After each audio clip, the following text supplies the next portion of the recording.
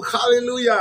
Apapun yang terjadi, Yesus Kristus tetap Tuhan di atas segala Tuhan dan Raja di atas segala Raja. Karena tidak ada nama lain di bawah kolong langit ini yang diberikan kepada manusia yang olehnya kita dapat diselamatkan. Amin.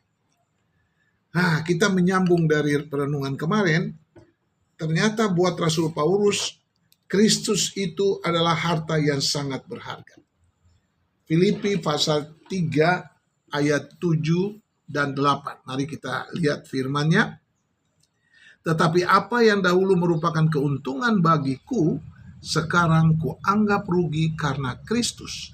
Malahan, ayat 8, segala sesuatu kuanggap rugi karena pengenalan akan Kristus Yesus Tuhanku lebih mulia daripada semuanya. Oleh karena Dialah, aku telah melepaskan semuanya itu dan menganggapnya sampah supaya aku memperoleh Kristus. Alasan dia mengatakan bahwa dia menganggap segala sesuatu rugi setelah dia mengenal Kristus itu pada ayatnya yang keempat sampai ayat keenam. Sekalipun aku juga ada alasan untuk menaruh percaya pada hal-hal lahiriah. Nah, ayat yang selanjutnya sampai ke ayat ke-6 itu Rasul Paulus menjelaskan bagaimana alasan dia untuk bisa percaya pada hal-hal lahiriah. Tetapi ketika dia mengenal Kristus, luar biasa. Dia tidak lagi menganggap hal-hal itu sebagai hal yang paling penting, yang paling utama. Kristus sajalah yang sangat berharga dan sangat bernilai tinggi buat Rasul Paulus. Filipi 3 ayat 8 sampai 11 memperlihatkan hati Rasul Paulus yang tidak terikat dengan duniawi, tetapi hanya terikat dengan Kristus. Hal ini pun berlaku kepada semua orang yang percaya dimanapun juga. Jangan kita terikat. Kalau kita mendapat posisi yang baik, punya kekayaan yang berlimpah, ingat, itu tidak akan kekal. Kita akan tinggalkan semua ketika Tuhan memanggil kita pulang ke rumah. Rumah singgah kita tuh di dunia ini, ingat itu. Mau rumah mau di mana saja, di negara manapun, rumah semewah apapun, ingat, kita hanya numpang lewat. Ya, dan kita akan kembali ke rumah Bapa.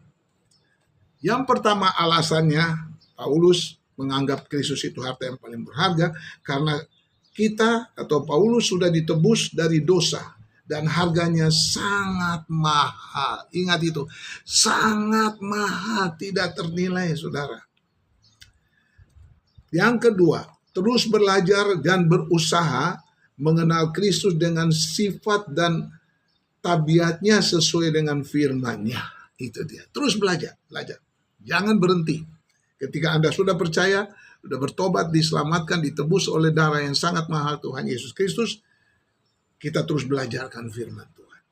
Pada ayat yang ke-9, hidup dalam kebenaran artinya yakin kita sudah diampuni, dibenarkan, dan diterima oleh Bapa Surgawi. Filipi 1 ayat 20-21. Rasul Paulus hidupnya itu sama dengan Kristus. Makanya dia katakan, buat saya, mati ini cuma sampai di liang kubur. Ya, itu adalah keuntungan bagiku. Karena dia akan ketemu dengan Bapa di surga dan mempunyai hidup yang sangat berarti. Yang keempat, seandainya ada suatu penderitaan dalam mengiring Tuhan, maka nilainya tidak sebanding dengan Kristus yang adalah harta yang sangat berharga. Tidak murahan. Amin, amin, amin. Iya, kita nyanyi kembali.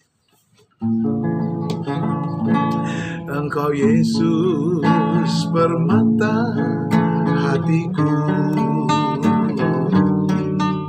Engkau Yesus mutiara dalam jiwaku, Engkau Yesus harta dalam hidupku, Engkau Yesus segalanya bagiku,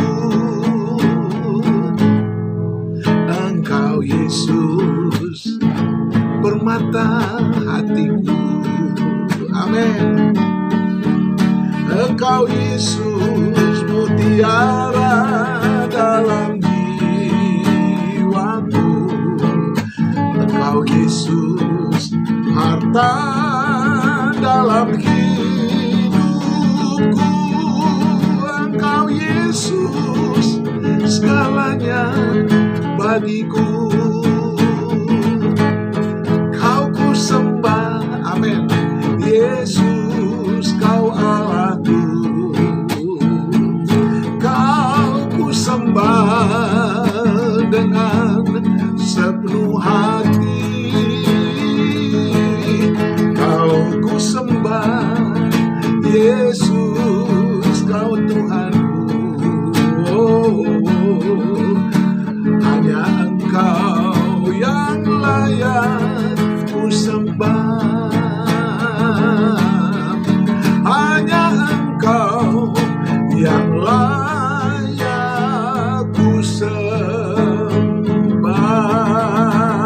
Amin. Terpujilah namamu sekarang dan selama-lamanya.